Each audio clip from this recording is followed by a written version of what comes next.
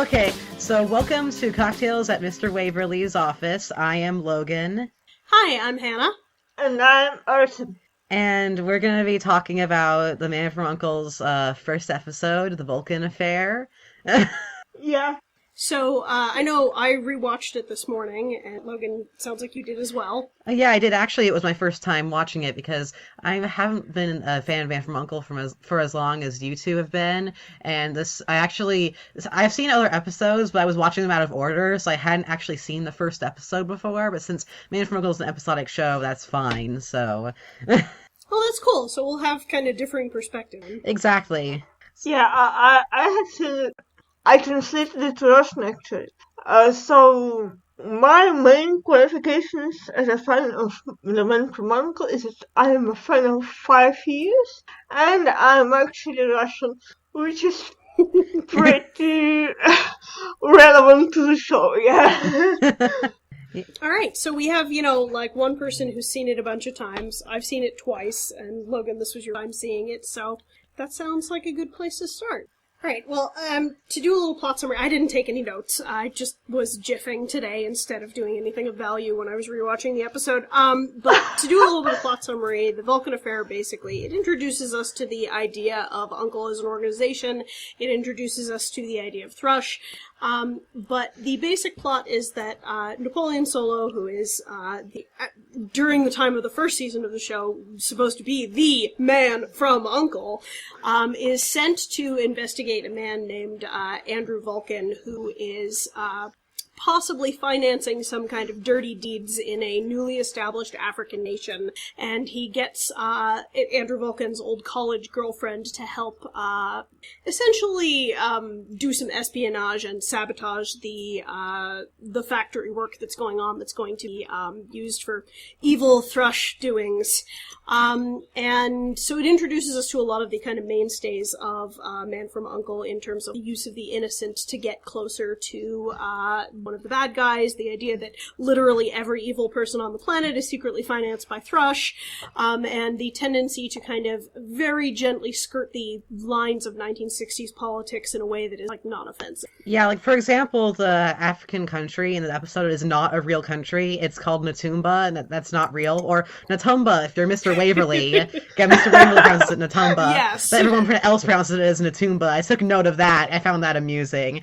But this is something a Man from U.N.C.L. does a lot, is that they make up fake countries so that they don't have to be involved with real politics. And this episode was a clear example of that. Yeah.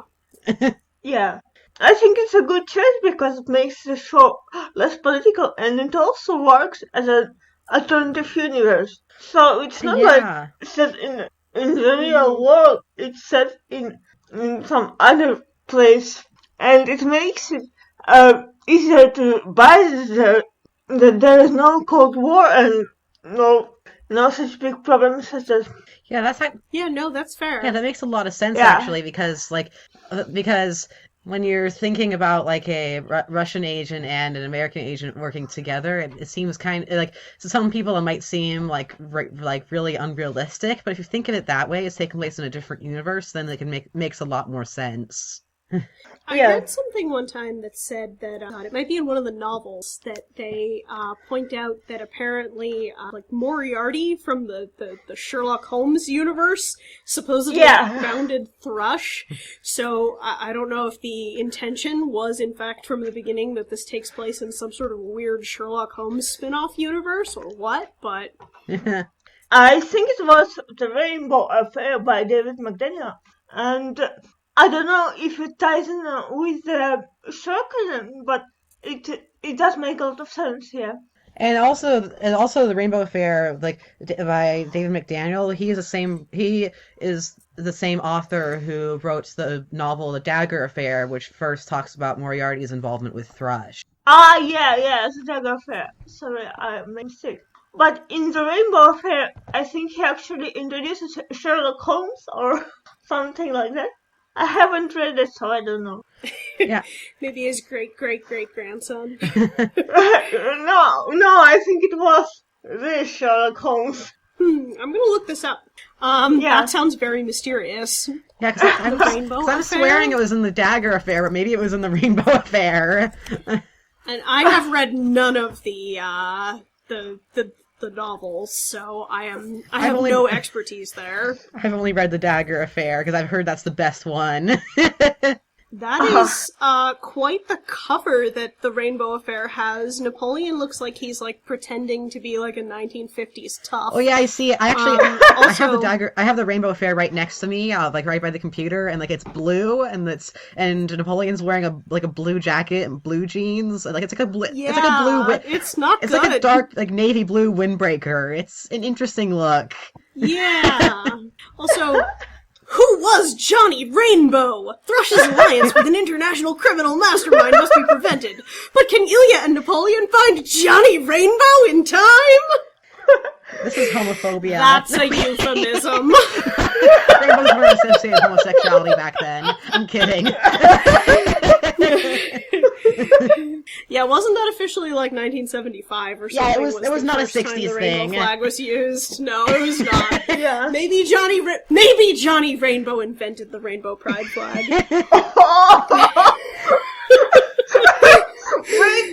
the ones that invented the geese.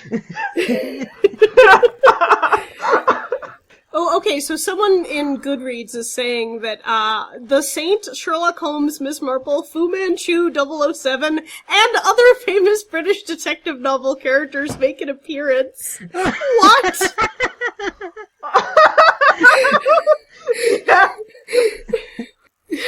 Okay, now I feel like I need to read this, but... Yeah, I literally have it right next to me, but I haven't read it yet. Actually, I read the first 2 pages, and then I stopped because I got sucked into reading something else. But maybe I should actually read it. It sounds delightfully stupid. So actually, the thing I got sucked into reading was literally The Man from Camp. Which, if you don't know, is this spy novel parody from the 60s that's really gay. And like, if you're listening to this and you're thinking, oh wow, that sounds great, and you're like under 18, don't buy The Man from Camp. Oh yeah, okay, true. It is deeply pornographic. Yeah, that's a very good point. It's super funny, but it is not appropriate. Yeah, exactly. Alright, so, thinking about the Vulcan Affair, like, what are some of the things we've noticed? What did we like? What did we dislike? Well, what I found interesting was, like, the innocent. Oh my god, I forgot her name. I feel so bad. What's her name? Her it's name something... is Elaine May Donaldson. Or Bender or Montgomery. She has she's like in this episode. Her like maiden name is Elaine Bender, and then she becomes Elaine Van Avery, but that's like her disguise. And she has multiple names throughout the episode. Patricia Crowley as Elaine May Donaldson, née Bender. Every was her like widow name, right? Yeah, but she wasn't really a widow. It was just her disguise, so that she could like her fake dead husband. Here's a question I have about that. Why did they have it so that she was a widow? Because that just seems like an excuse for her to try to hook up with Mr. Vulcan. Well, is that part of the point? This was her. Yeah, that was her mission. Like, she had to appear and make him fall in love with her again and stuff, because they were like college sweethearts. Oh yeah, so I think maybe I was thinking maybe they could just be like friends or something. But if they pretend to if they fall in love, or at least she pretends to fall in love again, then it feels a lot more convincing, I guess. Yeah, I think that one of the things that Napoleon says, like, that you're supposed to cozy back up to him or something like that. And so the implication is, in fact, that she's supposed to seduce this, which I remember when I first watched this episode, which was actually the first episode of Man from U.N.C.L.E. that I watched, because I did do them in chronological order. I was like, wow, this guy's a dick. No. I'm gonna pull this lady away from her husband and children and be like, go seduce that criminal right now. No, actually, seduction wasn't the point, but she had to gain his trust in order to get, to know his plans. And if she was a widow, it was easier to do because she was rich, and that's why she was in the party. And also, he had this like hope that she might fall for him again, but she wasn't actually supposed to seduce him. She just had to gain his trust, I think. So it's a bit more nuanced than that. But yeah. It's still a very interesting task for a married woman. Yeah, the second time around, like, watching it today, I was like, okay, no, knowing Napoleon, like, as a character, I can totally see where this is going, and that it seems less sort of salacious, but in the initial viewing, I was like, wow, okay. Again, I'm pretty sure Lane even, like, kisses Vulcan. Like, they literally, like, share a kiss in one scene.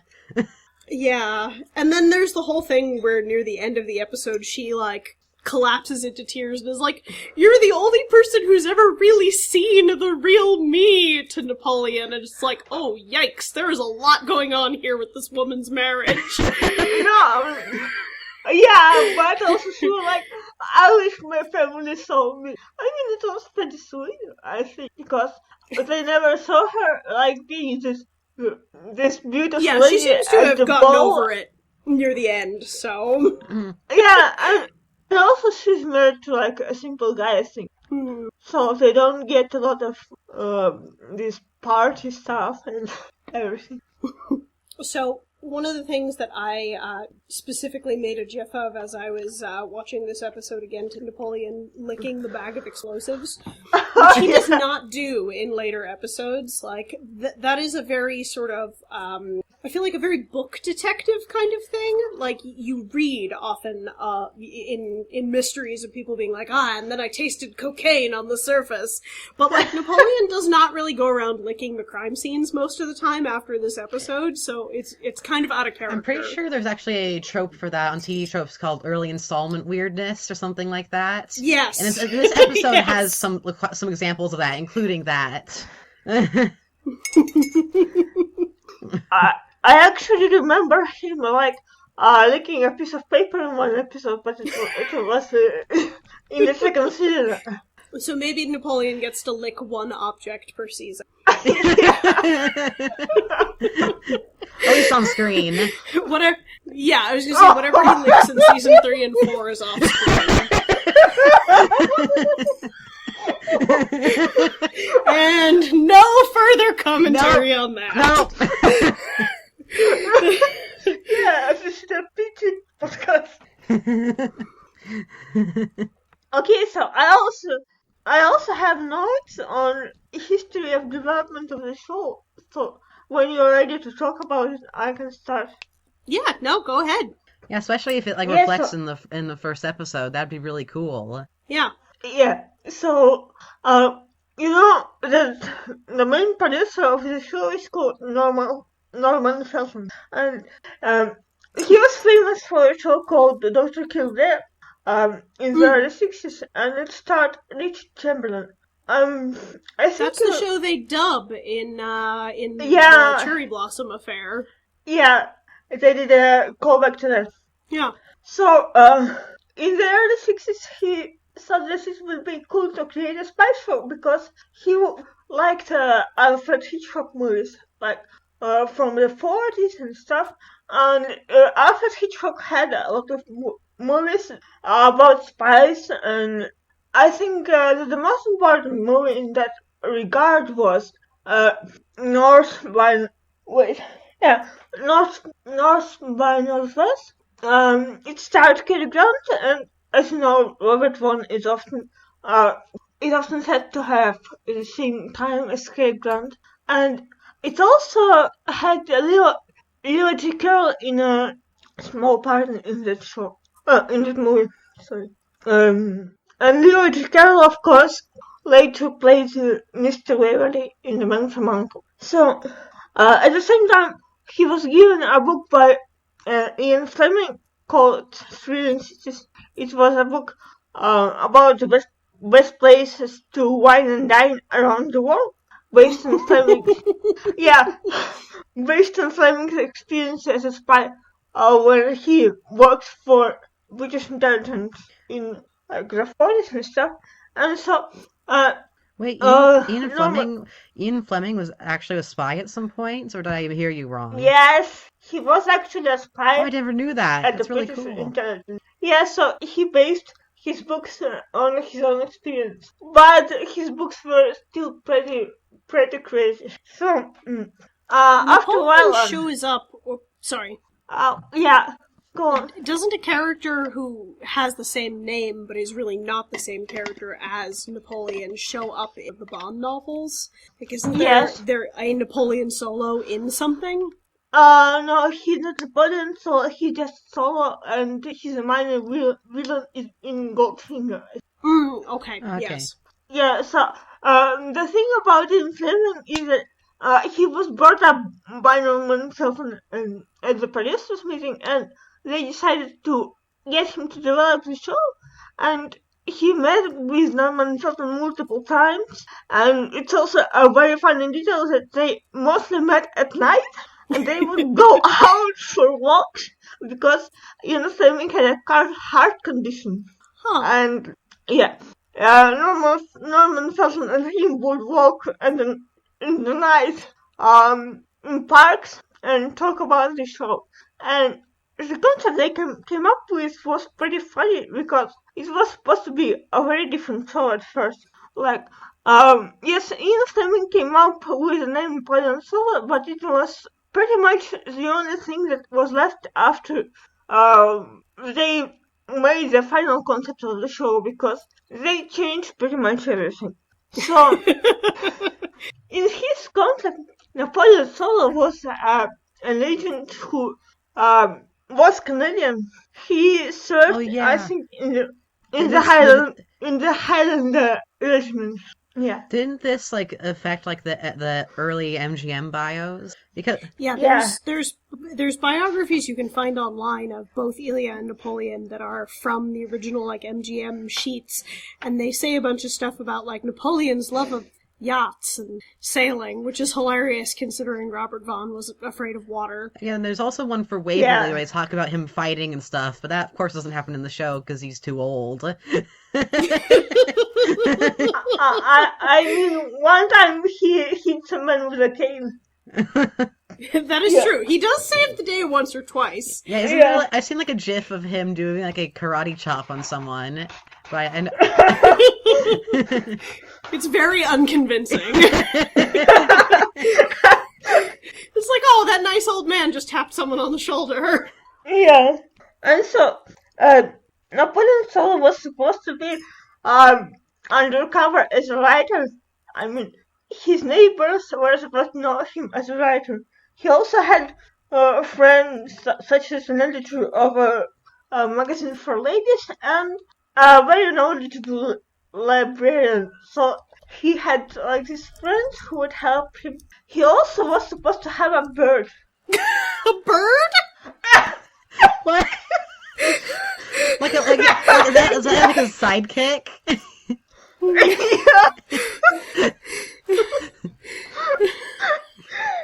I don't know how to deal with this information. This is not something I can process. What kind of bird? Was it a parrot or a little bird? Yeah, I'm not sure, but it was a bird, and he would talk to it, discussing his cases. It was a very strange concept.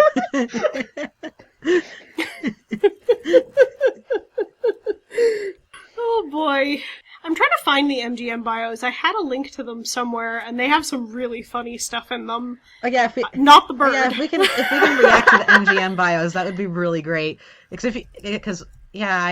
to have a link to them too, and then I lost the link. It might be somewhere in an email I sent myself, but I look for it. If you have more to talk about while I do that, that could be a good choice.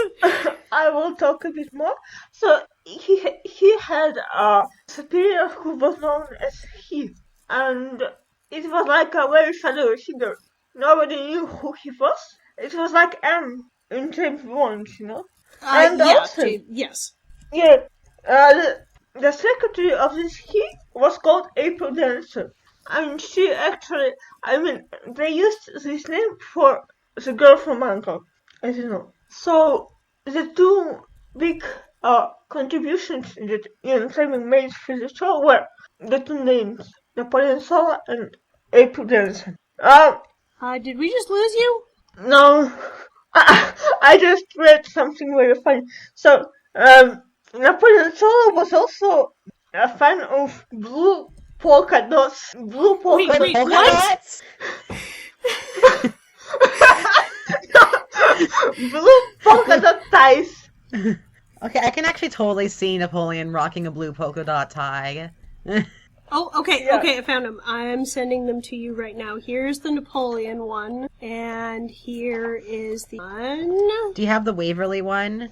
Unfortunately, I do not, but it could be linked in the same set of, old live journal links. Okay, because I found the bios somewhere on Tumblr, and they had the Waverly one. I think the thing that I really am just totally baffled by with the Napoleon one is that he, quote, owns a 30-foot sloop harbored in a marina out on Long Island, and has all of the snobbish prejudices which men of sail hold for the powerboat dilettante. Other than this mild form of bigotry, he rather tends to view all men as equals, unless their behavior, as opposed to backgrounds, proves them otherwise. So, what? He's really, very, understanding and open to all people, unless they like powerboats? The one thing Napoleon can never forgive. Okay, as a huge fan of George Orwell, even though I understand that George Orwell is flawed in many ways, I still highly respect him. The use of the word Orwellian in this section makes me laugh so hard. Because it's literally... It's so wrong. It makes no sense. It's from Animal Farm, and it's just really cursed. It's super cursed. Saul is equally democratic in his attitude toward women, except when he adopts the Orwellian theorem in relation to the more attractive ones. Some are more equal than others. Oh my god! Just because he and the pig share a name doesn't mean they share a philosophy. Oh my god!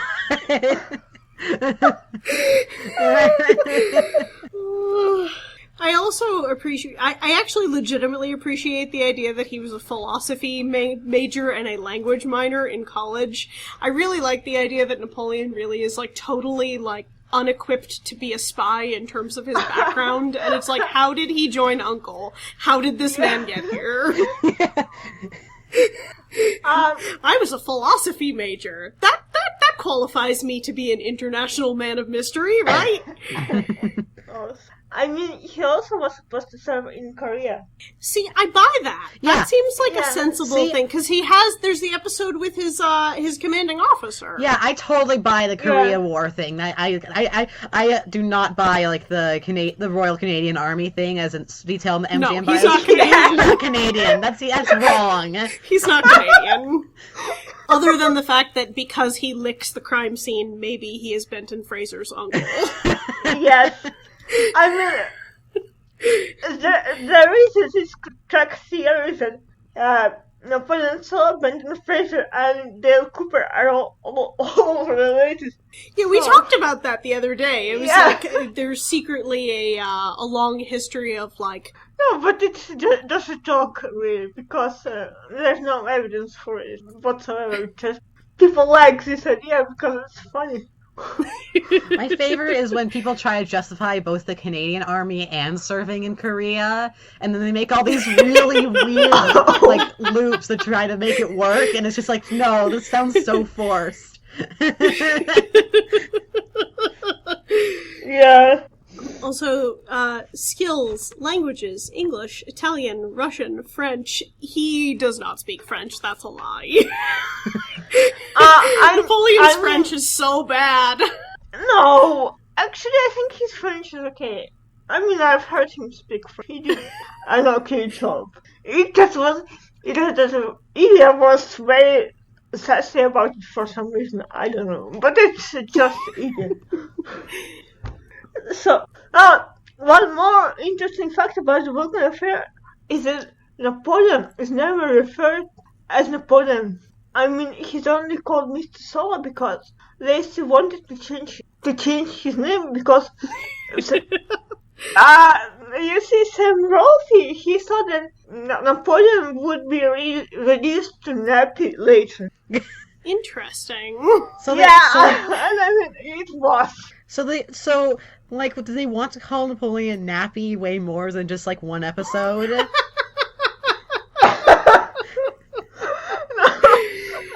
I mean, like, he thought that Napoleon was a very silly name, and I mean, it is a very silly name, but they didn't come up with anything better, I guess. I mean, the idea of Napoleon as a placeholder name is like, why? Yeah. Why is the placeholder not like Dave? No, because it was Ian Fleming who came up with this name, so they used it for a while, and then they wanted to change it to something better, and they even considered calling him Edgar. Edgar Solo! Okay, I apologize if anyone out there is named Edgar, but I think Edgar is worse than Napoleon. Edgar does not sound like the kind of person who would be, like, seducing all the women. No. I mean, again, apologies to any Edgars out there. Maybe all the Edgars have lots of game, and I am making a bizarre assumption here, but... But, like, can you imagine if he was called Edgar and known to his neighbors as a writer, and he had a pet bird? This would be a very different show. Someone needs to write like a fic that literally takes all of this to heart. It would be like another pop for a parody. I mean, it would be absolutely hilarious. I feel like this has been discussed at length before, but I really appreciate that in the MGM Ilya bio, it says, Ilya maintains an austere apartment in the same building as Solo, the only man who has ever been able to get close enough to him to discover his secret love of jazz and the carefully guarded collection of records stashed away in the hidden compartment under his bed. I know. When I heard this implies that, like, Napoleon Solo has been under Ilya's bed.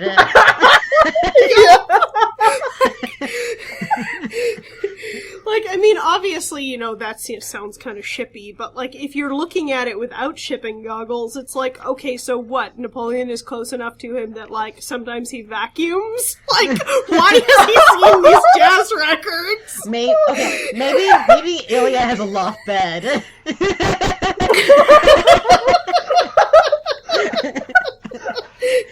That's my new headcanon. Ilya has a loft bed. With just shelves and shelves of records. Yeah.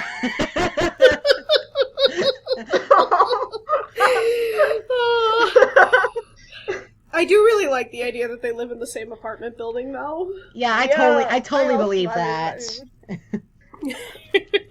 I'm trying to see. There's not as much that's kind of interesting in Ilya's, because his bio is basically like, he's mysterious! I mean, I think this bio comes from before they started shooting the show, because Sam Rolfe, he decided to create U.N.C.L.E as an international organization, and he wanted it to be like really representative of the whole world. So they also had plans to develop a Nigerian and a Japanese agent, but they never did, sadly. Instead, they just dressed Ilya up as an Asian person a bunch of times. Yeah. This makes sense. Of course, they dressed like the blonde, super white guy as an Asian person. Yep, makes complete sense from a spy perspective. You didn't have any Asian people? No, Ilya is going to be dressed as an Asian person. Wonderful. How many times do they dress him as an Asian person in the series? At least, 4. Because there's an episode where he, pulls a rickshaw, and there's the episode where with Sonny and Cher, where he is the, Japanese textile buyer. Then... But he wasn't supposed to be trying to be Japanese. It's like, the tailors were... I mean, they were just whack. And they were like, are you Japanese? And you were like, oh, okay, I'm Japanese. Oh yeah, they say something like, Kuryakin, that's a Japanese name, right? Yeah. Well, N like one of the only consonants that Japanese words can end in? It is the only consonant the Japanese words can end in. A Japanese name. You actually would not really have to adjust the pronunciation, so I guess maybe.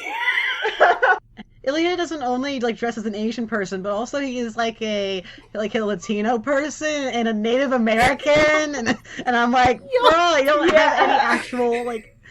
No, you just have Ilya. Like, it's just so weird that like they're like, okay, between the guy with dark hair and the blonde, blue-eyed guy, which one should we try to pass as an ethnic minority? I mean, Napoleon can disguise himself as anyone. It's true. Napoleon's disguises are lol. Except for Edward, I forget. His very long-running disguise is Edgar. No, not Edgar. I mean Edward Applegate. You know. No, I agree. I was just saying that also maybe to bring it back to his secret name. Ah, yeah. Edgar Solo. Oh my god. Also, the person who compiled all of this information about Ilya and Napoleon that starts with the MGM biographies also has a bunch of stuff like, how many episodes does Ilya get whipped in? That's very important information. Very important. You know, I want all of them. I want to try to compile a list of all the fake countries mentioned in Man from U.N.C.L.E. episodes, and then so we can try to make a map based on where they would be. I like that. I like that idea. Like I know there's Natumba, there's Chakua, there's Bulgaria, which Bulgaria is my favorite. Yeah, Bulgaria with a V. But also like that's the country where everyone is just inappropriate all the time. That's where I am with my shipping goggles. We are all citizens of Bulgaria in our hearts. Bulgaria forever. I mean, I have also thought about making a map, but how would you see these countries on the map? Because all the places are already occupied. What, are you gonna cut a place from Bulgaria? Or what? I don't know. Yeah, you might have to replace other countries. I think you would. Like, if a country's not ever mentioned in Man from U.N.C.L.E., then just replace it. Because are there any actual African nations mentioned in Man from U.N.C.L.E., or are they all just fake? All fake. All fake. I'm trying to think if they ever even mention, like, South Africa or, like, Nigeria or one of the ones that, like, most Americans in the 60s would have had passing familiarity with, and I think the answer is no. I think they actually mentioned a country in the Double Affair, because there was an African agent, and he was from some real country, but I don't remember which one. Where is he from? Oh god. Yeah. African man agent. Let's see if when I look up African man from U.N.C.L.E. agent, the first hit is Ilya Kuryakin.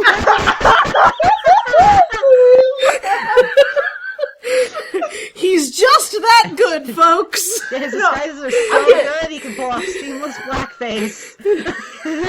Oh, I'm so sad, I'm sorry.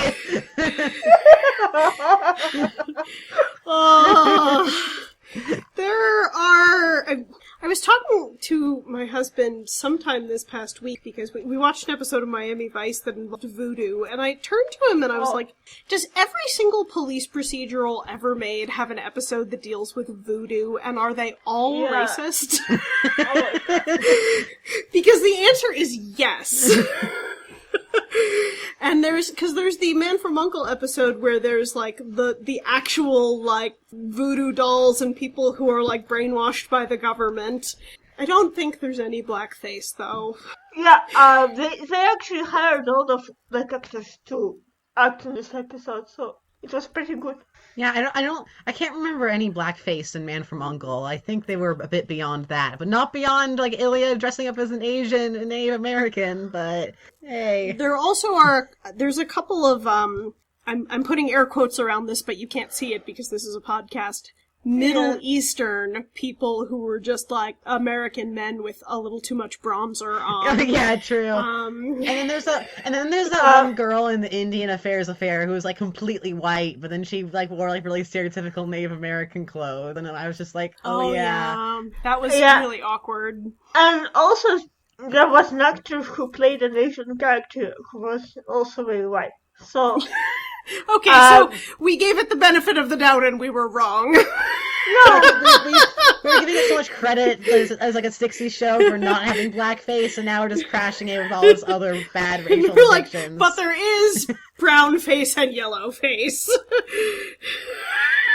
Yeah, but even with all that, they still had more diverse actors than any other show. At this time. Definitely. Like, they did actually...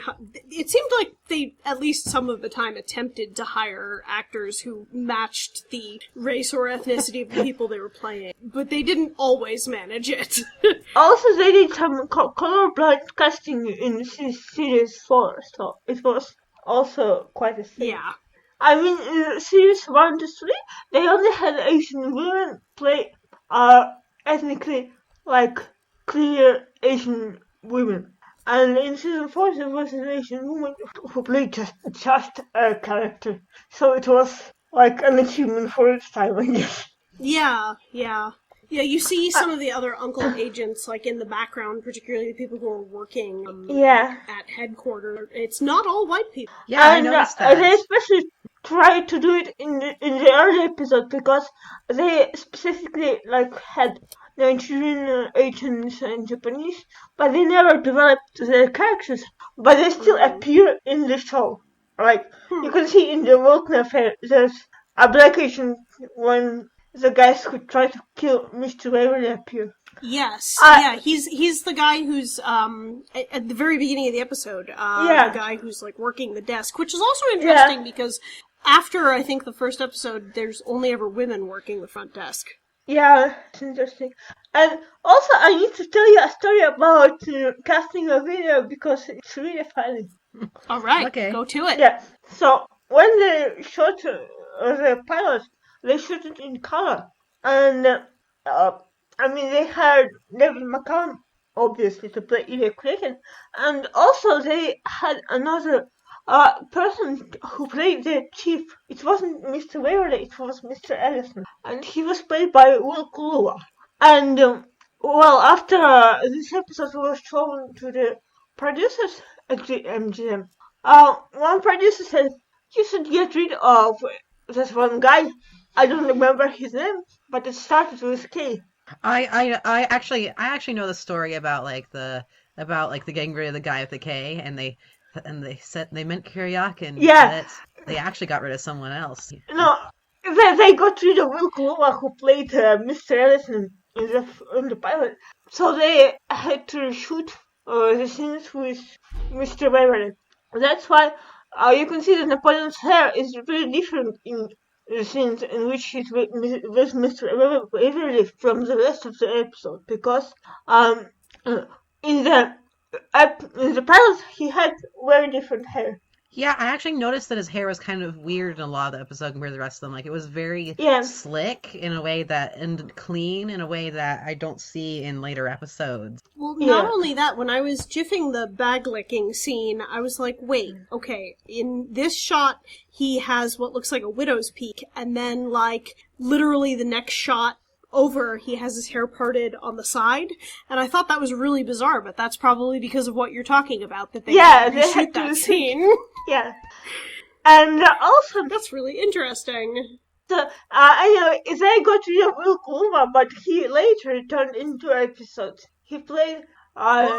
He played a Flash agent, the Vulcan Affair in the two-parter, in this season 3, you know? Oh, yeah. And he also played the scientist, I think it was, in Gurney's Affair. The one who had Okay, that's really interesting. The one who had the pink triangle, of all things. Oh yeah, the guy that I kept posting pictures of, being like, did they do this purposefully? I don't know. I think You know, they might, considering all the subtext in the show. You never know with the show. I mean, it's also to provide more context for the people who are not part of the Man from U.N.C.L.E. Discord. We've been doing, a bunch of us have done live blogs of episodes, and not too long ago, I was doing a live blog of the U.N.C.L.E. Affair, which is actually a season 4 episode. And in that one, there's what is like very clearly it seems like it's a Nazi prison, except that it's not, and they never say that it's a Nazi prison, but it seems like a Nazi prison. And then the guy who's being held there, when they get close to his prison uniform, he actually has a pink triangle on it, like the Nazis put on the uniforms of prisoners in the Holocaust who were gay. And I just was baffled by this, because I was like, was this like a costume they had lying around the MGM sets that they were like, yeah, just put it on him, it's fine? Or were they like, no, we want to imply that this Nazi war criminal is also gay? Like...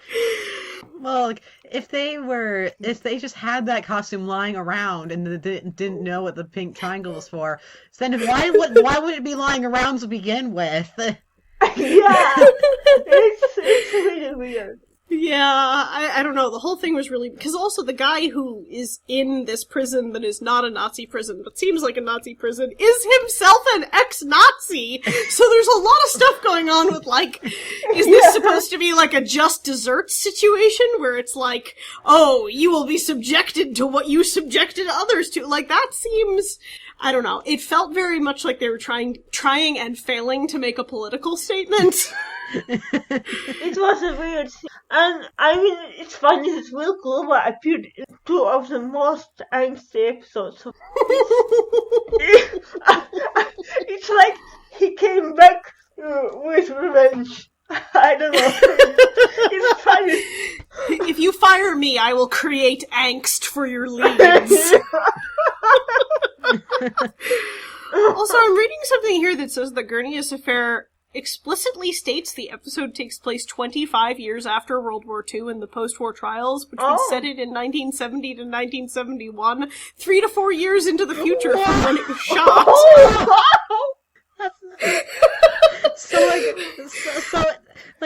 Okay, so when I look at the Man from U.N.C.L.E. like show, I usually imagine that the episodes take place in the order that they are in the show, like it's chronologically the show. But what if it isn't? I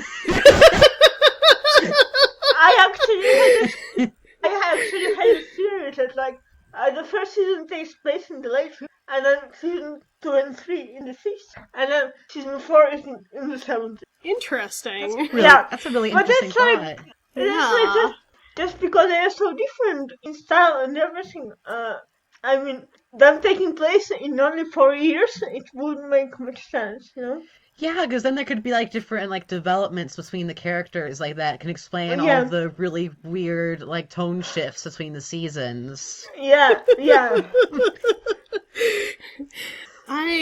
That's really interesting. Like, thinking about world politics in, like, the early 70s versus world politics in the 60s. Like, I feel like the idea that it's like, no, suddenly Uncle is needing to deal with much more serious stuff. That's actually really upsetting. But it's also funny that they would take place in the future. Yeah, like I know this would not be intentional by any means to have it take place in the future. But it's still interesting to think about, and is an interesting way to perceive the show nowadays. Yeah. Also, when I watched the 7 Wonders of the World Affair 2 days ago, I somehow did not notice until the end of the episode that the general was Leslie Nielsen, and I was like, has Leslie Nielsen ever done another serious role? Just looking at, like, the order of episodes that just popped up again. Yeah, it was funny because at that time I watched The Man from U.N.C.L.E. and then I watched Deuce House, like, shortly afterwards, and I was like, why does every show that I watch have less Nielsen? Yeah. I feel like there's some really weird continuity Man from U.N.C.L.E. and Due South. Like I feel like I could see them taking place in this verse. Yeah. But So also do we now have the Get Smart Due South Man from Uncle Sherlock Holmes cinematic universe? yeah. And also, Leslie Nielsen totally plays the same character. No, of course not. Wait, maybe he does, because doesn't he become, like, the evil general at the end of Seven Wonders of the World Affair becomes, like, really obedient? Like, he loses his original personality. Maybe they send him to Canada to become a Mountie. Oh my God, yes. And then he becomes Buck Frobisher.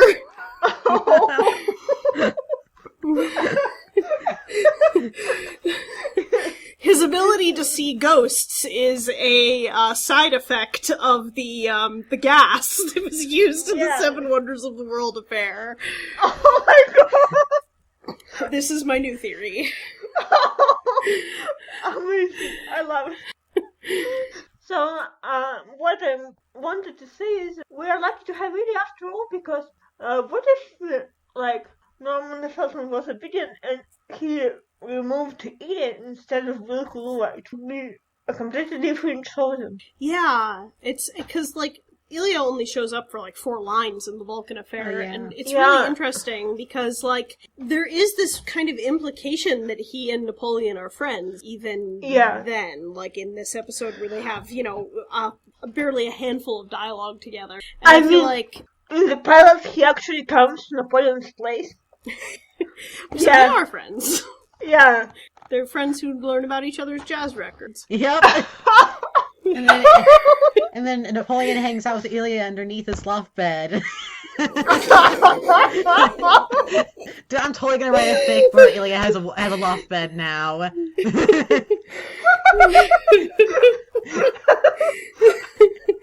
Were those, like, a thing in the 60s? I actually don't know. I would need to research that. Loft beds, 1960s. Yeah. Let's find out. I mean, they probably were in the late 60s, but not in the early 60s. Probably. I'm just finding Pinterest. Yeah, useless. Okay, there's some vintage bunk beds I could buy on Etsy.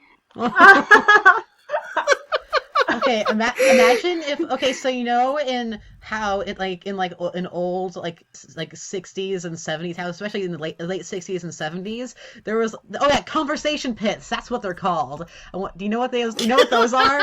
I wonder if Napoleon had a conversation pit in his house. I mean, in his apartment. He would 100% have a conversation pit. Yeah. Because if you don't know what a conversation pit is, it's like in the floor, they would like have like a sunken down part, and then like it would be surrounded by like cushions. So it's like a couch that's like built into the floor. Yeah, like instead of having a swimming pool in your living room, you cut out the same kind of hole you would cut out for a swimming pool, and then you fill it with pillows. I mean, what a dream. I would totally have it. Yeah, actually, I've seen pictures of like old like houses that have conversation pits, and like conversation pits look really fun. Like I just want to I don't know, conversation pits. I had a friend in elementary school who lived in a house that had actually had an in-pool, but then when they had children, they were like, no, this is too dangerous. So they removed all of the water from the pool, and they upholstered the inside of the pool, and they just turned it into, like, this is an area for people to hang out in, where the pool once was. Oh, wow. So it's like it's sort of like a conversation pit, but like it's made out of the pool. Wow. And it was enormous. Like it was the size of a normal swimming pool. Oh my god. That was a really weird house. Like, looking back, that was, like, the fact that I knew this person is really strange. Yeah. I'm still finding no information about loft beds in the 1960s. Oh, then I guess I'm wondering if, like, that could mean one of two things. Either loft beds were so normal in the 60s that they weren't talked about or documented as being abnormal, or they didn't exist. Maybe Ilya could just lie and say it's a Soviet invention. Could go the Chekhov route. Oh my god! It's a Russian invention. I feel like Napoleon would actually not buy that. He would not be like the crew of the Enterprise being like, oh, okay. I mean, he would say he's like, yeah, sure. But he wouldn't actually buy. And then Napoleon would do like the eyebrows at Ilya, like, yeah, of course. I'm now looking up popular bedding choices in the 1960s, and apparently when you look that up, you get information about quilts.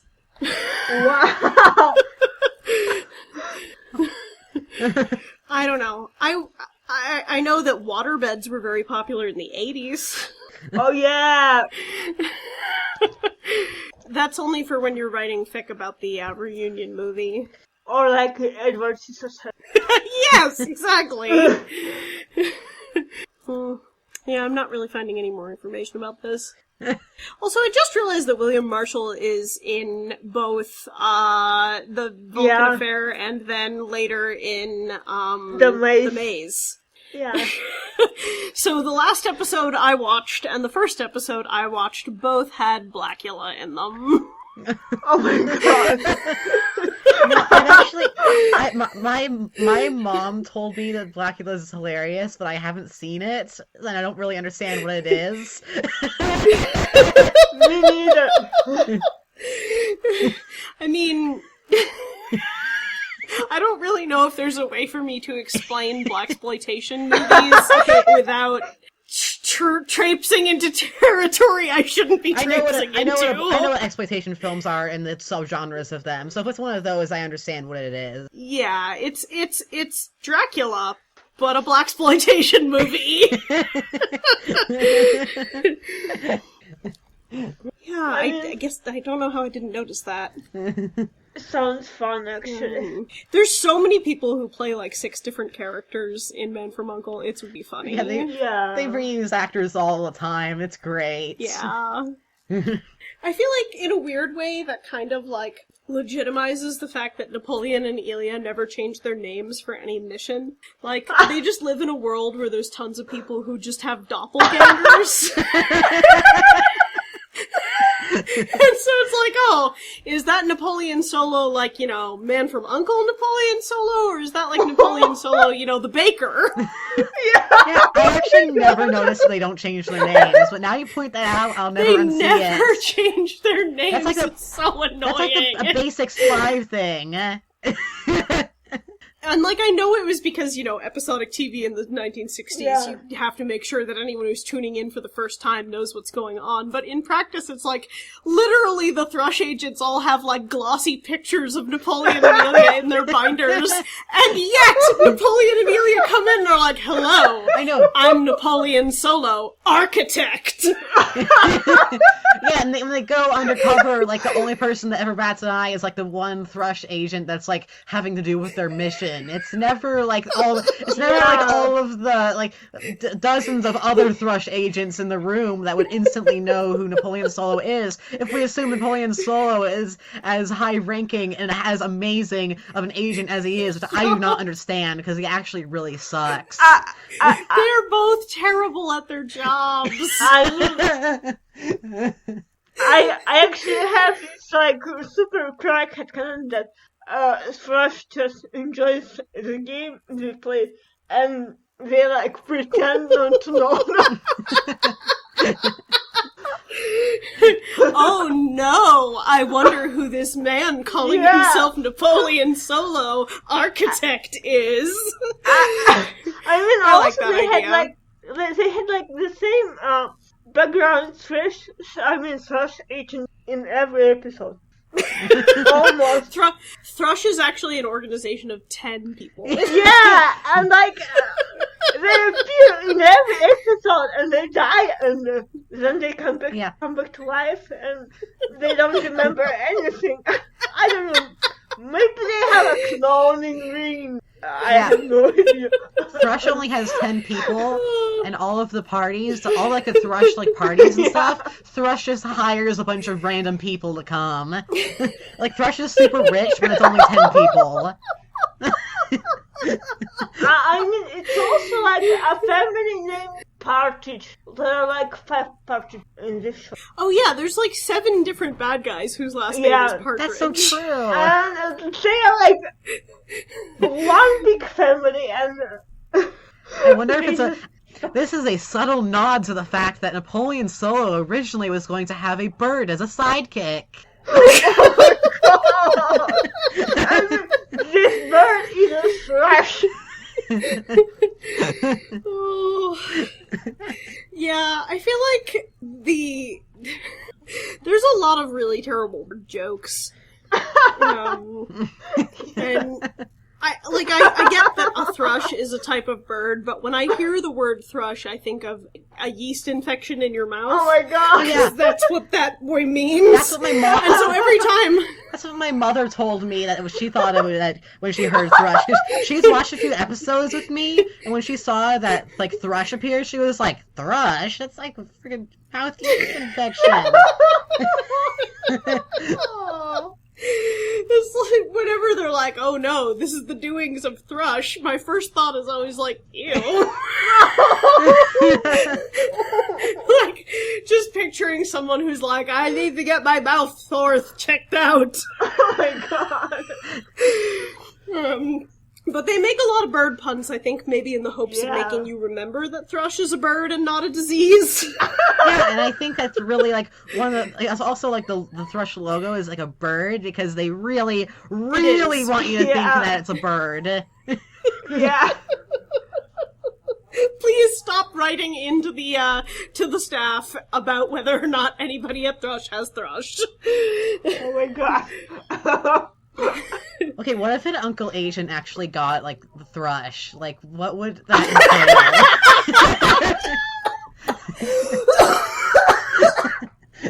Oh god, I'm sorry, you killed me.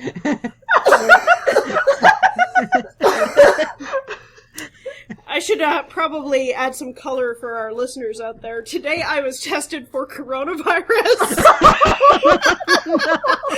Legitimately, like actually, so yeah. Yep. Anyway, thrush.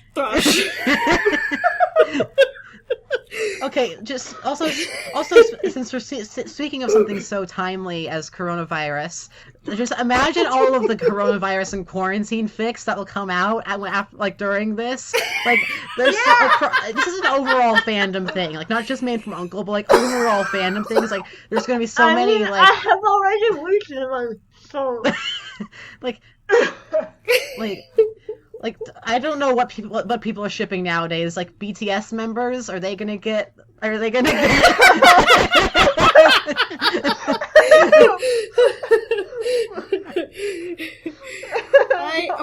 feel there's a lot of baggage there. Also, considering like South Korea. I know. I actually immediately regretted saying BTS members after I said that because of that baggage, and I wasn't thinking straight. But you're right. That's what the youth is into, right? Like, it's like real people shipping. Yeah, I think so. And I was about to say Larry, but I'm like, wait, I don't think One Direction isn't even together anymore, right? No. Who are they? No, One Direction is not together. I only know this because one of my friends at work's girlfriend, like 6 years younger than us, and she is really into One Direction, or was when they were still a band. But yeah, no, I feel like, I don't know, like, I've definitely been tempted to be like, what if, for one of the many, like, buddy cop things I am into, like, oh no, at the precinct, there's some kind of outbreak, and they need to blah, blah, blah, blah, blah, and then I'm like, oh, there's literally just a Starsky and Hutch episode that, so, like, why would I bother? I feel like I've never seen, okay, actually, I've seen like 5 minutes of a Starsky and Hutch episode, and I already feel like that there's a Starsky and Hutch episode for every possible situation. If there is a fanfic trope, there is a Starsky for it. If you want a month-for-month episode about an outbreak, you can watch The Birds and the Bees, but it's a very bad episode. Oh god, which one is that? I haven't seen that one. I only know it because it has a funny name. Oh my god, that's the one with the attack bees! Yeah! That sounds amazing. That one is so stupid. It's really great, but it's really stupid. That's one that now that I am jiffing, I need to go back and do, because there's so many scenes of people just swatting at nothing. Yeah.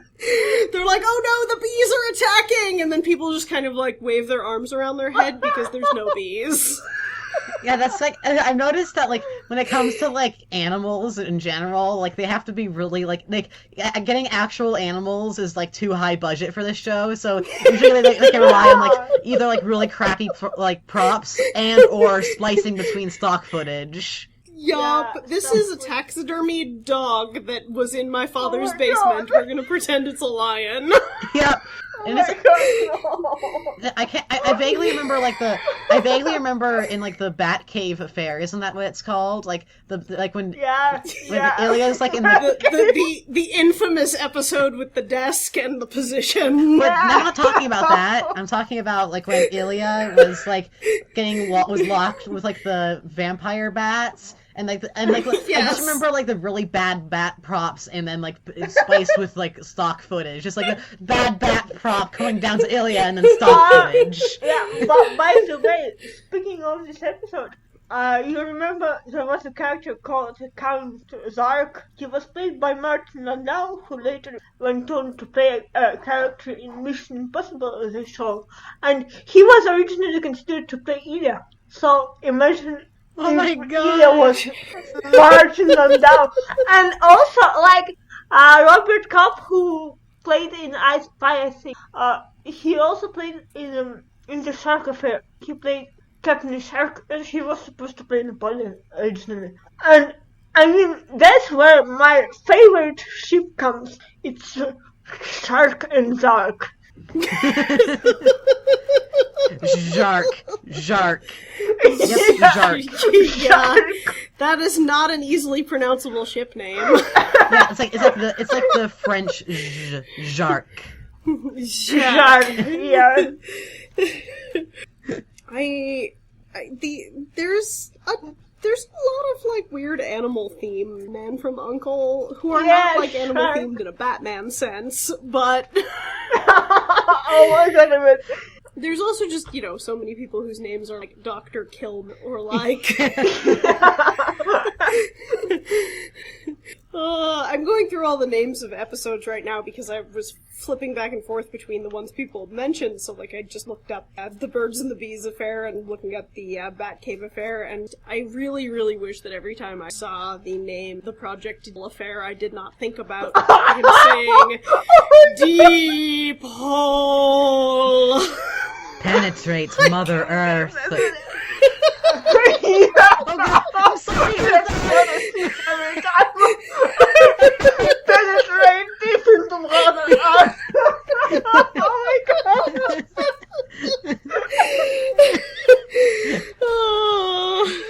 Oh no. What? Also, just like, why is that man a mole man? Okay. When I watched the first Austin Powers, I literally thought so much about the Project Deep Hole affair. Like, it reminded me so much of it. Like, when you think about it, like, there's that whole plan to, like, drill, like, a big hole into the earth and stuff. Like, I see it. Oh my god. Yeah, I think that's fair. I feel like oh god, I'm trying to find, I feel like I took pictures from the Project Deep Hole affair of like, there's a whole scene where one of them is knocked out and it's really bizarre, and now I'm not remembering the like contents of this. Does one of either Napoleon or Ilya get like knocked out in a really bizarre way in that episode? I can't remember it, but maybe. Yeah. Project Bull Affair. Oh yeah, that's the one with the other lady thrush agent that Napoleon once dated. Oh yeah, and it's the episode with Bulgaria. Yeah. Oh my god. It's Bulgaria from Project Deep Hole. Okay, wait. No, that's someone else being knocked out. We all live in this. Oh yeah, that is also the episode where Ilya, like, watches the, Mark in his, like, getting dressed in his hotel room while he's eating breakfast. I forgot about that part. Ilya's, like, sitting in the uncle, offices, like, having a pancake, while there's just, like, this man is getting dressed on screen. It's like, Ilya? I'm trying to find any information about one of them getting knocked out, but I'm not seeing. I mean, they get knocked out, like, in every episode. Yeah, true. Oh, wait. It's when Elam, asks Ilya if he wants a cold cup of turkey soup. Which is so disgusting sounding. And Ilya is like, no. Oh my god. I mean, who wants a cold, like, who would want a cold cup of turkey soup?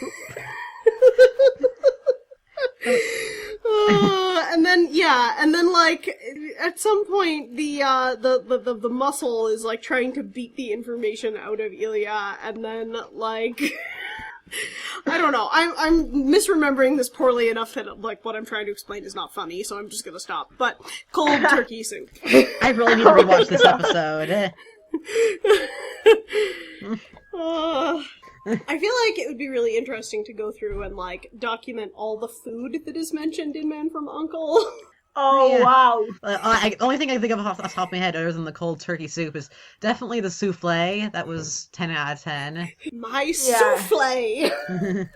I like the souffle, and also, what is the horrible sounding, a Quasimodo delight! Yeah! Quasimodo delight, oh my god, yes! I mean, that sounds like a really bad euphemism. It totally does. Like, that's something you have to look up on Urban Dictionary. I mean, it was totally a euphemism because that just didn't make any sense in the context. It was just Napoleon telling you, would you like Quasimodo to life? Makes no sense. Like, why does this random, like, soda fountain in this small suburban town have sundaes that are named after characters from Victor Hugo novels? I mean, it just sounds like, a beast of two backs or something. I mean, it just sounds like an euphemism. 100%. And the way Ilya reacts makes it seem like it's definitely a euphemism. Not in front of the bizarre... What is... It's like a brother and sister in that episode, right? And they're super codependent. Yeah, it was weird. I don't think I've actually seen the episode where the Quasimodo delight is mentioned. What episode is it? Oh, it's... Matterhorn. Yes, Matterhorn Affair. Oh, okay. I haven't seen that one. It's real dumb. It's a really bad episode, so maybe... No, don't worry. I've seen. Is it like a one of those really bad season 3 episodes? Yeah. Yeah. Okay. I've seen some bad season 3 episodes just because I like. Okay, so I watched the My Fun Gorilla Affair and it was absolutely hilarious, but it was horrible too. It's like a Gilligan's Island episode. So Matterhorn Affair was really weird because I kept expecting it to take place in the mountains, and instead it was just like this guy being sad that his son who played basketball died, and then there's this guy who's like, I sell cars, but I'm really stupid, and my sister takes care of me, and then like someone was trapped in a greenhouse, and there's like all of these people who are like trying to develop evil plants, and then like the whole episode I'm like, when will this have to do with the Matterhorn? And then they only go to the mountain in the last, 10 minutes. Yeah, and it's just horrible. I mean, it was top and they shot the mountain things on, a wall made of papier-mâché or something like that. Yeah, there's a bunch of... I was watching one of the special features that was on one of the season 4 DVDs And it was talking about when they were using the sets on the MGM backlot, one of the things that they had to do was if a movie that was using that backdrop hadn't been released yet, they had to do something to change the backdrop so that it didn't look like what it looked like in the movie. And since they didn't actually have a real budget, they just were allowed to like use all the stuff on the MGM backdrop. They would like change things in ways that just made them look bad. It's also like the same 10 sets and nothing else. Yep. Yes, exactly. Yep, 10 cents, that's their budget. 10 cents. One of the things that was actually really interesting about sort of the making of was talking about how, oh god, what is it called? That cut where, like, usually they play, like, kind of fast-paced music over it and it goes like, and there's, like, a cut where you see, like, a flashing of a bunch of lights between different shots. They think it may have been invented by Man from U.N.C.L.E? And it's also, it used the credits from the Vulcan Affair, so you can see the name of an actress who played the Vulcan. Oh, I didn't know that. I remember. Okay, we've gotten so far away from the Vulcan Affair. Yeah, we've wandered into season 4 and season 3. Yeah. And season 2 with Project Paul. Yeah, and the Batcave Affair. Well, I mean, going back to actual Vulcan Affair, I was noting again, particularly after having watched this, talked about like their choices in camera angles and some of the things that they did that really hadn't been done with television. Thinking about how surprisingly cinematic each episode is, and how much they do playing around how things are being filmed, and thinking about, you know, like Star Trek, for example, as a show that gets, I think, a lot of credit for sort of like the beginning of fandom, when in fact a lot of these things were actually invented by Man from U.N.C.L.E. And how, like, if you compare the pilot of Star Trek or the first episode of Star Trek versus the first episode of Man from U.N.C.L.E., like, Man from U.N.C.L.E. is a better shot show. When I watched the Vulcan Affair today, I noticed that when Napoleon was running on the stairs in the factory, like the camera would like pan as he was running on the stairs, and I thought that was a really cool shot. Yeah, that was one of the things they did talk about, that they had access to the MGM, actually the dance cameras that they used for like Busby Berkeley and for some of the other big like 30s and 40s dance musicals where they would have the big boom shots.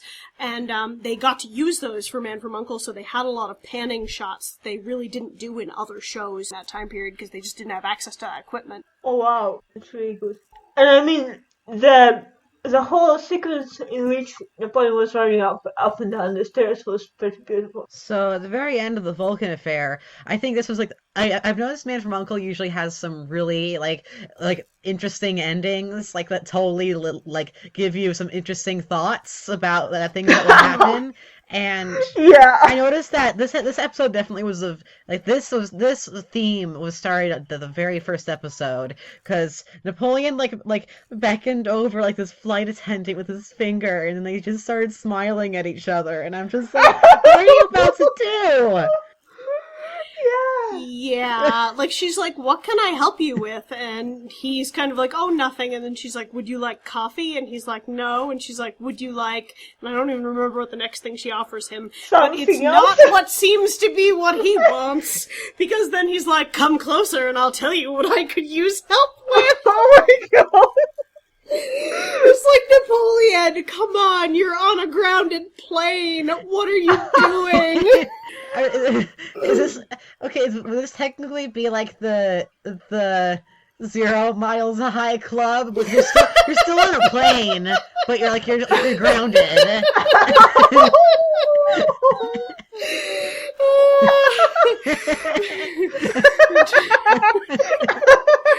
Napoleon has made it a life goal to be a member of every single number Mile High Club. So 0, 1, 2, 3.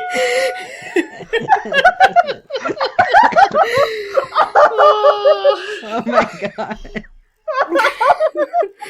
Yeah, it's interesting because that also happens after, like, there's a moment where he's watching Elaine and, like, she's reuniting with her family, and, like, for a second he looks kind of sad, which is really interesting because I feel like there's not really any implication in later episodes that Napoleon is, like, looking for a family. But, like, there is this kind of moment where he's like, she has something I will not have. And then, like, 10 seconds later, he's like, come here, flight attendant! I mean, it also ties in pretty well with, like, him later becoming really close friends with Ilya because, Yeah. What I mean to say that he doesn't seem as lonely later because he spends more time with Ilya, I guess. I actually agree with that. Also, okay, do you guys remember, okay, I forgot the name of this episode, but I know it's the one after the Cherry Blossom Affair. Like, what was it called? Is that the one with the guy who's like, let's destroy wine because wine is a vice? And it has the guillotine. And it has the guillotine, too, that they cut the bread with. Yeah. And the line?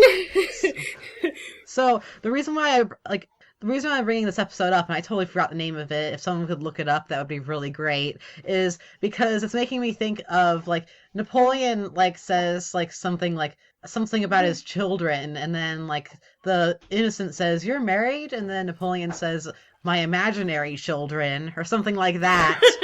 Yes! It's the Virtue Affair. The Virtue Affair, okay, it's not a very memorable name, so... No, I remember when I was watching these initially, like, this was before I found the Man from U.N.C.L.E. board. I literally just was taking pictures of, like, the entire last bit of the Virtue Affair with Ilya, like, attached to the guillotine and sending it to, like, my friends in the flesh world who were like, please stop sending us pictures of this 60s show. We don't care that it's gay. It was very gay. It was extremely gay.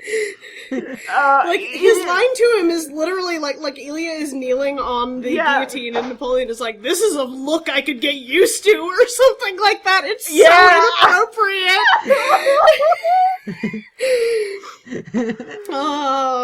Also, right after the conversation where he's like, my imaginary children, he all of a sudden is like, oh shit, Ilya! And then goes and like... Sorry, still dying. Yeah, no, the Cherry Blossom Affair and Virtue Affair are really quite the pair of episodes. Oh yeah, because I totally believe you're a headcanon about, like, them, like, getting together for the first time between those two episodes. I'd listen to your story about javelins anytime. Yep. And then after that, they went on their first date, and then they did stuff. and then there were some implications about kneeling. Yep. Yeah. Oh boy. But yeah, it's in Cherry Blossom Affair. Eartha, you mentioned the Dr. Kildare when Cricket is doing the voiceover, and they're watching the show that's up on the screen there. It's Dr. Kildare that they're dubbing over. Yeah, and it's Sergeant Chamberlain, who is pretty known as. I mean, he was one of those first actors who came out as gay, I think. But he did it like in the 90s or something. I mean, he didn't do it in the 60s, obviously. But he also, played Tchaikovsky in a Ken Russell movie, and he was, I mean, it was a very gay movie. I mean, which movie was this? Music Lovers. Vaguely familiar, but yeah. Hold on. It's a movie about Tchaikovsky, and Tchaikovsky was actually gay, and they addressed it in this movie. So. Oh wait, I think I've seen this, but it was a really long time ago. Oh, sorry, just muttering to myself about whether or not I've seen this movie. What movie is it? Music Lovers. It's a 1971 film. Okay. Yeah, and has Richard Chamberlain. Yeah, it's a Ken Russell movie, so Logan, you know who I'm talking about. Oh yeah, I know Ken Russell. Richard Chamberlain became a teen idol in the role of television show Dr. Kildare. I used to be in the classic rock fandom, so of course I know Ken Russell because of Tommy and Listomania. Yeah. Oh, Don't watch Listomania if you're under 18. I mean, I totally did, but don't. Yeah, I also was 17 when I watched it, so not very appropriate. Okay. So, the film was released the same year as Tommy, which also starred Daltrey and was directed. How many movies did this man direct in like 3 years? I mean, he did like 2 movies a year, I think, or like even 3, because he worked in a television base almost. Yeah. Is Dr. Kildare any good? I don't know. By the way, did you know that like Robert Vaughn starred in a show that was a show run by Gene Roddenberry? It was called Lieutenant. No. I think. What, was he in the police drama that was? Wait, did Roddenberry? No, I'm being using something. I mean, it's like a military drama, I think. I mean, it's called Lieutenant. I mean, I could talk about it, but it's because Robert Vaughn was known as a mostly dramatic actor before he started in Man from U.N.C.L.E. And in Lieutenant, he was known for being quite witty out, off screen, and that's why he was noticed by Norman Felton, because he thought that Robert Vaughn was quite funny off screen, but not like in his on-screen persona. So The Man from U.N.C.L.E. was his first part. It was like tongue-in-cheek enough and everything. That's really interesting, because he's such a kind of screwy dude. Like, he does really weird things on camera all the time, and I feel like the idea of him playing like completely straight is really bizarre to me. You know, actually, like I've heard that sometimes like actors that play like comedic roles all the time are serious, are like more serious in off screen and in real life, and actors that play like more serious roles sometimes like can be funnier in real life. I don't know. I've noticed that before, because I've heard that like for example, Rowan Atkinson, the actor who played Mr. Bean, actually was pretty serious and methodical in real life. Oh yeah. I feel like that is not true of Robert Vaughn. I think he is actually Yeah. He's just like that. I say that with full affection. Yeah, Robert Vaughn is a weirdo. Yeah, absolutely. And like him and David McCallum almost did like method acting, so that's why it's so organic, because they were just being themselves, really, in this show. Yeah. Yeah. Yeah, I've noticed that like Robert Vaughn makes the weirdest faces. Like he looks all crumpled. Oh my god. Yes. He looks crinkly. The best part is yes. Like I absolutely love it.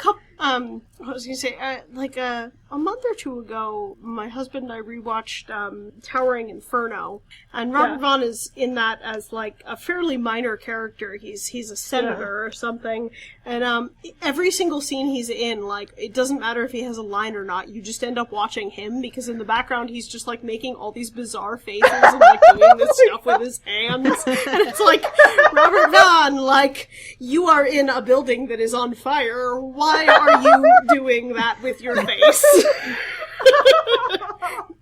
Oh. I feel like he's even making a delightful. weird face on the cover of the Rainbow Affair. He's just kind of like Yes.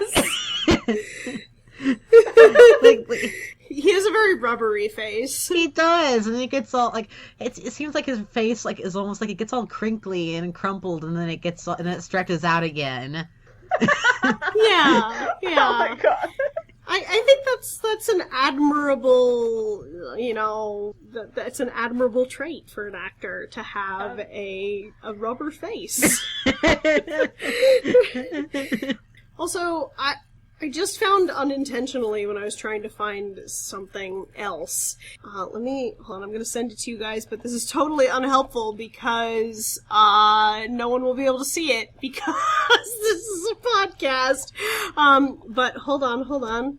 I just found this picture of Robert Vaughn and Steve McQueen, and Robert Vaughn is like in a cowboy suit with his hands clasped over his lap, looking like I am in a movie about cowboys, and Steve McQueen's just like, and I have no shirt!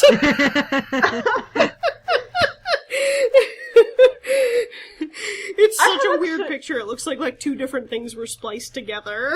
Oh my god. I have actually seen a lot of movies and shows with Robert Vaughn that he did before The Man from U.N.C.L.E. And what is funny about those movies and shows is that he cried in most of them. It's really bizarre. Oh. I mean, I've seen Robert Vaughn cry like 10 times probably.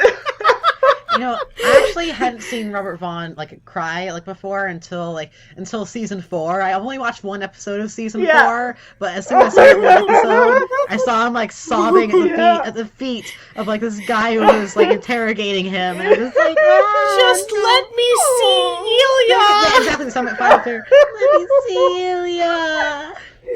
Oh, it's so sad. Oh, they had to have known what they were doing. There's no way that was... there's a point at which subtext crosses into text, and they crossed over that pretty hard. Yeah, I can't believe that that's the same show as the show where Ilya has 4 lines and they barely see each other. The same show. The boy goes, "Oh, let me see Ilya." Oh my god! I'll admit to anything if you just let me see him again. Oh my god! Oh, so sad. That whole scene in that episode where after the interrogation, where he's in the jail cell and they have the whole wonderful pantomime where they're pointing to try to figure out their plan while Napoleon is like, "Yes, I'm a thrush spy. You should let me out of here." And Ilya's like, "Oh, how dare you fight me, Napoleon Solo." So good. That's hilarious. Oh. Yeah. I don't know, it's a good show. I will say, we should probably come to a wrapping up point sometime in the near future, but I feel like thinking about a good way to end the first episode, how did you get into The Man from U.N.C.L.E. fandom? Oh yes, that's a good question. I guess I'll answer it first because I did it 5 years ago. So I had this really weird window when I was watching just old stuff that came out in the 60s. And I had The Man from U.N.C.L.E. on the hard drive for years prior to that because I saw actually Dave McCallum in Sapphire and Steel. It was a really weird British sci-fi show from the 70s, and I liked him a lot. And I thought, wow, he starred in a really weird show in the 60s. That's called The Man from U.N.C.L.E. And it's probably awful because he played a Russian character in the 60s in the American show that's called The Man from U.N.C.L.E. as in from Uncle Sam, or I don't know, I had no idea what the show was about. Yeah! I thought it was a very propagandistic show, I guess, about how Russian defected to America and something like that. It was really weird in my mind. And so when I watched the first episode, I was like, it's a pretty good show, but then I didn't watch another episode for 3 more months, and I actually came back to the show after I watched Kingsman. Because I realized that Kingsman was inspired by the show in quite a big way, because they even have the same tailor shop entrance to the spine headquarters and stuff. And after that, I watched a second episode of The Man from U.N.C.L.E. and then 3 more episodes on the same day. So that's how I got into the show. And on the 5th episode, I think I started shipping Ilya and Napoleon. and then it just spiraled. And I never recovered from that. Yeah. So, tell me your stories now. So, I actually discovered Man from U.N.C.L.E. because I was researching the history of Slash and shipping men when it comes to media. Oh, yeah. And I learned Yeah. that Man from U.N.C.L.E. was really important in that and had a lot of history when it came to that. Because I was doing a bunch of research into like Kirk and Kirk/Spock, because that's like where like it's where slash came from, because it's Kirk/Spock. Yeah. And then I just was like, and then I was just like, is that where it really started out? And then I learned that like Man from U.N.C.L.E. was like slightly earlier, and then I just was like, oh, that's interesting, and I learned the premise, and it sounded like a really interesting show. So then I actually before I actually watched the show, I started reading gay fan fiction for it before I even actually watched the show. So I literally went into the show already shipping Napoleon and Ilya before the show even started. So I went into the show with like super shipping goggles, but it still was and the ship did not come organically from me at all, but it still was really I still ended up really enjoying it and shipping them, and like even when I try to watch it without shipping goggles, I still do see how it originally started that when it comes to slash fiction. So that's how I got into it. It was me watching it for the first time, and I was completely unaware that there was some slash based on the show. And I was like, it's really weird. I kind of see some subtext. Just a little. Just a little. Yeah. And I was like, I guess I was just doing it for fun. Like, like a correction. I thought I would just watch the episode and like imagine that I shoot them just like for giggles, and then it just grew and grew and grew. And then I was like totally overwhelmed by the fact that there's still a fandom and people still ship them, and it just I was very lucky, I guess. Yeah. I feel like I was teetering on the edge of like, do I tell the real story or do I like come up with something less embarrassing? But like frankly, I feel like I feel a little more comfortable having heard both of your stories. I will say I came across Man from U.N.C.L.E. Attempting to fill the hole that was left in my heart after I finished watching Starsky and Hutch. And I was like, what, is there anything possibly that is going to give me the same feelings that show has given me? And the answer was, I actually legitimately, when I first started watching Man from U.N.C.L.E., like, I almost went into it kind of like prejudiced against it. Like, I was like, this isn't gonna make me happy in the same way that other things have made me happy. And then like 4 episodes in, I was like, oh crap, I love them. I love them both. They're so cute. I love them. And anyway, so yeah, it was 100% a, like, I am seeking this out purposefully because it has a known, like, gay subtext.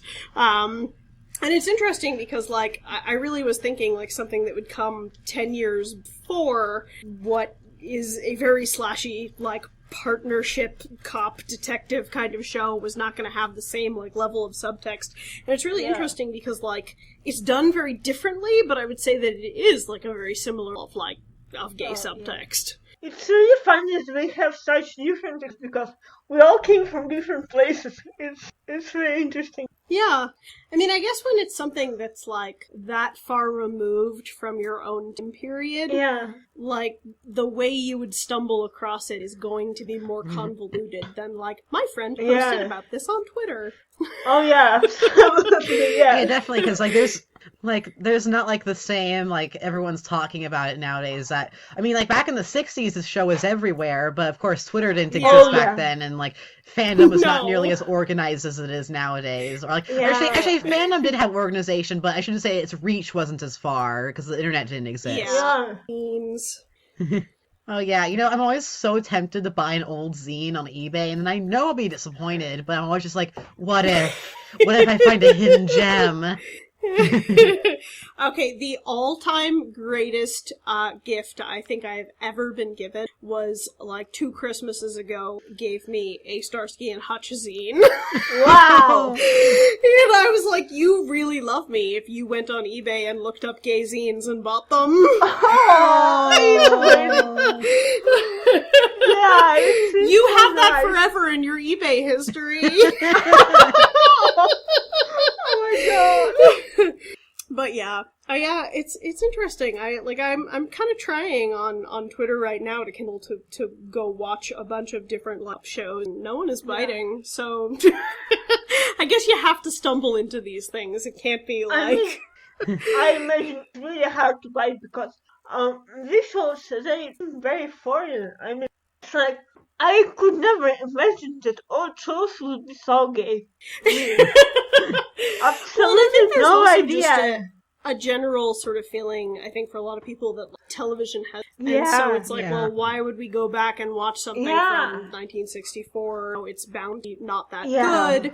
And I think it's really interesting, actually, how well done a lot of it is. Obviously a lot of season is nonsense, but like, there's a lot of episodes that there's a reason they were shown as movies. That they're well done and they're well put together and they're well written and well acted. And I think that they still hold up, but it's hard to convince people. No, really, I swear that the 60s show is actually good. I'm not just a Slash fan. Yeah. No, I actually experienced this from someone who was alive back in the 60s. My father was born in 1959, and he never watched Man from U.N.C.L.E. growing up because it was past his bedtime. But he actually received some Man from U.N.C.L.E. toys at Christmas and stuff. But I actually... So cute! I found out, when I told him that I got into Man from U.N.C.L.E., he said, "Oh, that's pedestrian." And I was so hurt. I was just like, oh my god, even this guy who was alive back then is not giving Man from U.N.C.L.E. a chance and thinks it's probably just some cheesy show, and that makes me so sad. Yeah. When I told my mom I had gotten into it, she was like, oh god, I was so in love with that blonde guy. Which is super weird, because that's, very much not my type, but... It's also very sad that Man from U.N.C.L.E. is not known in Russia at all.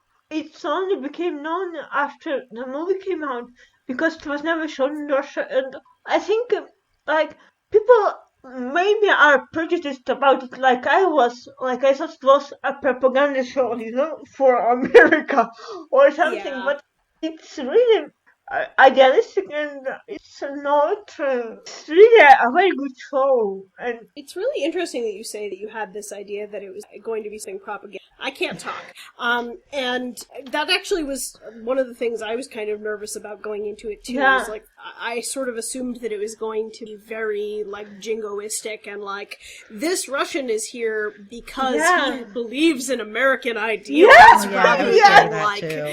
Yeah, and then that's not what it is at all. I actually got one of my other online friends I know from a different fandom into Man from U.N.C.L.E., and she told me that she was she thought that at first, before she watched the show, that Napoleon and Ilya would have a kind of enemies, but they secretly love each other type dynamic. Yeah. She thought that dynamic would happen, it would be the thing because of the Cold War. And then she actually watched the show and she was like, no, they just love each other. They're just best friends who know about each other's loft beds and jazz albums.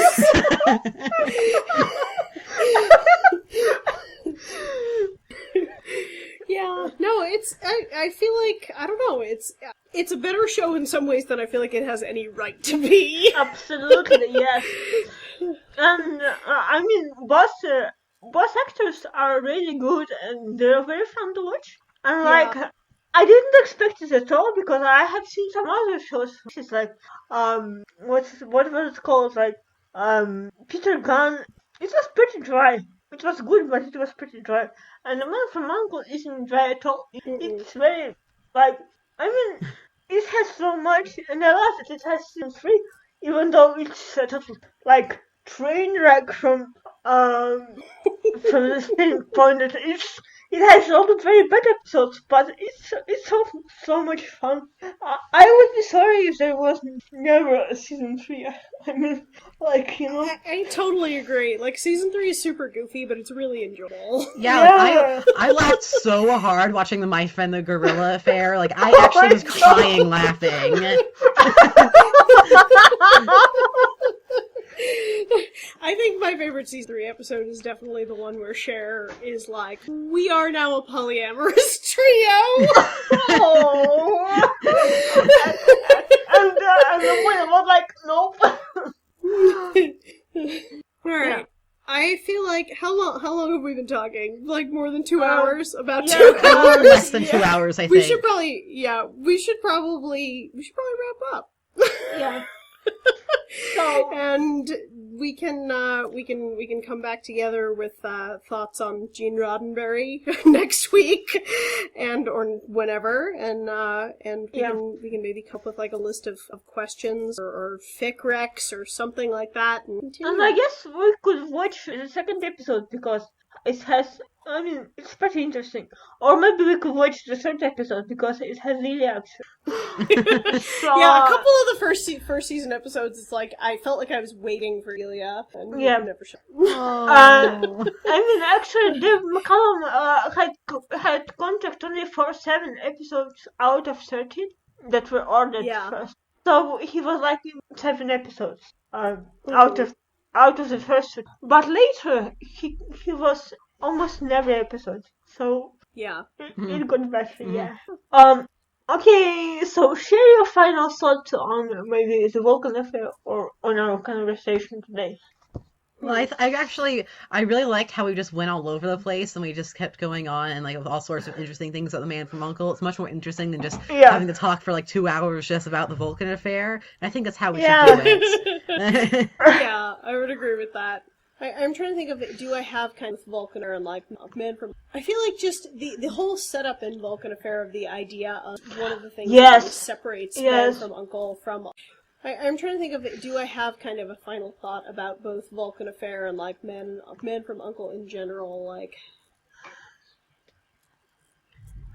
I feel like just the whole setup in Vulcan Affair of the idea of the innocent is one of the things that separates Man from U.N.C.L.E. from a lot of other shows. Absolutely, because I feel like all of the side characters in Man from U.N.C.L.E. because there's very few recurring characters. There's really only Ilya, Napoleon, and Waverly, and then later on Ms. Rogers.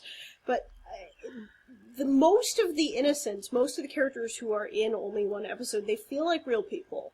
They do a really good job of rounding them out in a way that I feel like a lot of other shows from that era really do not. Like, when you have random characters who are in there for one episode, it's like, okay, that person is there to fulfill a plot function, whereas in Man from U.N.C.L.E., that's not really how it feels. It feels like they're there because they have their own agenda and thoughts and feelings. Yeah, I definitely, like, when I watched the Vulcan Affair, I definitely, like, really felt like Elaine was, like, a real person. Like, she really seemed, like, completely real to me. And, like, there's a lot, and also a lot of the innocents are very memorable because that, like, I will forever remember Cricket. Cricket is so cool. Mm-hmm. Yeah. Deserves her own show. Oh, yeah, I would watch the show with Cricket as a protagonist, 100%. And, I mean, the whole idea of innocence, it came from Hitchcock movies, because, in Alfred Hitchcock movies, there were often, people who weren't involved in spying business, but they had to get involved, and so Norman certainly thought that this idea was very new, and he decided to implement it in the show. And it's also something that separates the Man from U.N.C.L.E. from James Bond, because unlike the Bond movies, in the Man from U.N.C.L.E., it's really all about normal people and how they interact with this heightened reality of spy business. And it's unique, yeah. It's very interesting to watch normal people get involved in things like this. And it also makes Napoleon and Lydia better rounded characters, because they have to interact with normal people all the time and not like only the spy masters or anything like that. So yeah, it's grounding. Yeah. And I mean, like, Napoleon had very good moments in the Vulcan Affair when he interacted with Elaine and was reassuring her that she was doing well, and that, like, he knew what she felt. he could be empathetic towards her, and that's what made him a great character, in my opinion, because he always has a lot of empathy for other people. Like, he is not detached from real world, I guess we could say, and that also makes his interest in women more like respectable, I guess, because it comes from a place of empathy, really. Not like with James Bond, who only wants to like bang all the beautiful ladies. Like, I mean, Napoleon actually sort of like cares. I would say. Napoleon likes people. Yeah. Whereas I feel like James Bond is like, this woman is an object for me to use. Yeah, absolutely. So it's what makes Romantic Monkey unique and interesting. Yeah. And it's really visible from the first episode. So it was a very good pilot, I would say. All right. Well, I should probably go to bed since, I might have the plague. Yeah. I hope you get better soon. And it turns out to be nothing bad. Yeah, get well. Get better soon. I mean, how cool that, you may in fact have an actual plague victim on the first episode of your like, how... Oh my god! that's a real moment in time. Yeah. All right. Well, shall we close Channel D? I think we should. Yes.